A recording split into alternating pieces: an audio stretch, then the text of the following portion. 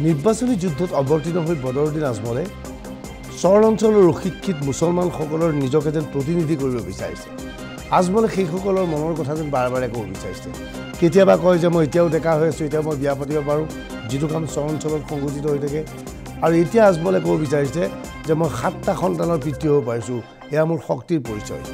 লগে লগে নাৰীক পণ্য সামগ্ৰী হিচাপে আজমলে ব্যৱহাৰ কৰাৰ অভিযোগ উত্থাপন হৈছে।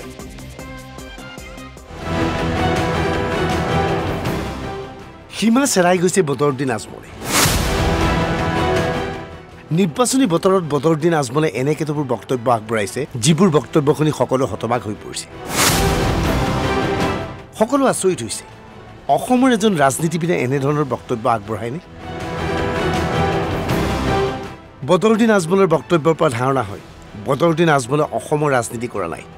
বদৰুদ্দিন আজমলে ৰাজনীতি কৰিব বিচাৰিছে কেৱল মিয়াৰ ৰাজনীতি।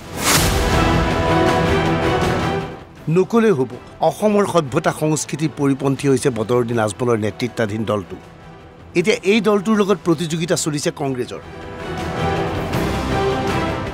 কোনো অধিক মুছলমান তাৰ প্ৰতিযোগিতা চলিছে দুয়োটা দলৰ মাজত। এই প্ৰতিযোগিতাৰ মাজত ইজনে সিজনক আক্ৰমণ প্ৰত্যাক্ৰমণ আৰম্ভ কৰিছে। আৰু গৈ গৈ এটা সময়ত সীমা চেৰাই গৈছে বদৰুদ্দিন আজমলে। এইবাৰ আজমলৰ এই দৃশ্য মন কৰক।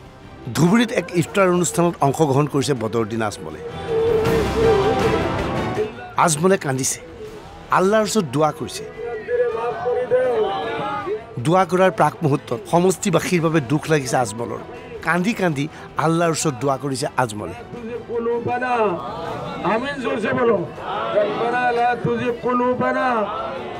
আজমলৰ চকু পানীৰ উদ্দেশ্য কি? আজমলে এই চকু পানীৰে সহজ সৰল সংখ্যালঘু লোকসকলক আকৰ্ষিত কৰিবলৈ চেষ্টা চলোৱা নাইনে? আজমলে ইয়াৰ মাজতেই বিতৰ্কিত বক্তব্য আগবঢ়াই দিছে। আজমলৰ দাবী, মই 7টা সন্তানৰ পিতৃ। মোৰ ডাঙৰটো সন্তানৰ বয়স 40। মোৰ ক্ষমতা আছে বাবে মই 7টা সন্তান জন্ম দিছোঁ। ৰকিবুল হুছেইনৰ ক্ষমতা নাই, সেয়েহে তেওঁ এটা সন্তান জন্ম দিছে। বুকু ফিন্দাই নিলজ্জভাৱে দাবী কৰিলে বদৰুদ্দিন আজমলে। আরে ডেইলি বিয়া করে নাকি কোনো মানুষ? এই তোমালোকে আলতু ফালতু প্রশ্ন করি হাও। দেখো 1 মিনিট, বেয়া না পাবো, বেয়া না পাবো। আর তার শক্তি নাই, একটাই বাচ্চা জন্ম দিছে। মই তো আল্লাহর মেহরমে 7টা বাচ্চা আছে আমার, জোয়ান জোয়ান হয়েছে, 40 বছর আছে। আজমলৰ বক্তব্য শুনি কেনেকুৱা পালে? 7টা সন্তানৰ পিতৃ হৈছে বদৰুদ্দিন আজমল। ইয়াক লৈ তেওঁ গৌৰৱ অনুভৱ কৰিছে। আচলতে এইবোৰ মানুহৰ বাবেই ৰাজ্যখনত এটা সম্প্ৰদায়ৰ মানুহৰ কোটি সন্তানৰ সংখ্যা বৃদ্ধি পোৱা নাইনে? এইসকল মানুহৰ বাবেই ধৰ্মীয় সংখ্যালঘুৰ ভোটাৰৰ সংখ্যা ক্ৰমাৎ বৃদ্ধি পায়। ৰাজ্যখনৰ বাবে বুজা হৈ পৰা নাইনে? আজমলে আকৌ বিয়া কেতিয়া পাতিব? মুখ্যমন্ত্ৰী আজমলক বিয়া পাতিবলৈ অনুমতি দিবনে? এইটো মন মৰ্জি। মোৰ যদি বিয়া পাতাৰ ইচ্ছা হয়, মই CMক খুদিবলৈ নাযাওঁ। ওকে, বন্ধ কৰ, বন্ধ কৰ। Okay okay, thank you, thank you. আজমলে 7টা সন্তান জন্ম দিছে। আপুনি 7টা সন্তান জন্ম দিব নোৱাৰে বুলি আজমলে কৈছে। আপুনি কি কয়? আজমলৰ বক্তব্যৰ উত্তৰ দিয়া বা বিৰত থাকিল ৰকিবুল হুছেইন।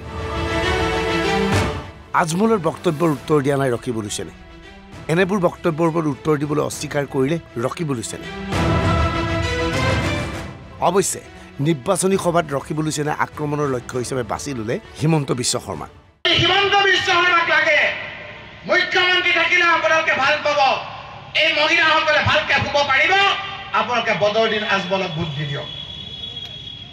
আৰু যদি আপোনালোকে শান্তিৰে থাকিব বিচাৰে, এটা ভোট বদৰুদ্দিন আজমল ডাঙৰীয়াক নিদিব, ৰকিবুল হুছেইনক দিয়ক। আপোনালোকক নিৰাপত্তা দিয়াৰ দায়িত্ব আমি লৈছোঁ। ৰকিবুল হুছেইনৰ মতে হিমন্ত বিশ্ব শৰ্মাক পৰাভূত কৰিবলৈ হ'লে আজমলক হৰুৱাব লাগিব। হিমন্ত বিশ্ব শৰ্মাৰ বিৰুদ্ধে কোন কোন আছে সেয়া জানিবলৈ ভোটাৰক হাত দাঙিবলৈ আহ্বান জনালে আজমলে। আপোনালোকক দেখুৱা নাই, আমি বক্তৃতা দিলে হিমন্ত বিশ্বই চাই থাকে। আপোনালোকে হাতখন দাঙক, হিমন্ত বিশ্ব শৰ্মা ডাঙৰীয়া, আপুনি সাৱধান, আপোনাৰ চকী কিন্তু লৰি যাব এইবাৰ। ৰকিবুল হুছেইনে নিৰ্বাচনী সভাত ঘোষণা কৰিছে, সংখ্যালঘুৰ ঘৰ উচ্ছেদ কৰিবলৈ নিদিয়ে ৰকিবুল হুছেইনে। বুলডোজাৰৰ সন্মুখত থিয় হ'ব ৰকিবুলে।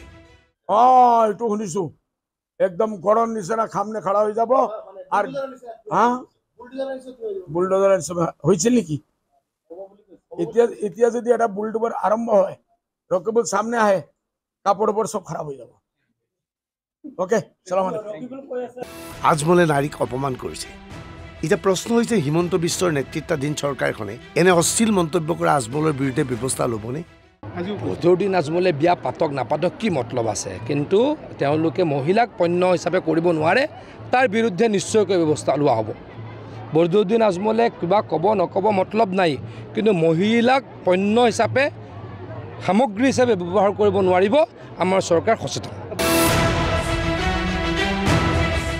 Bureau report NB news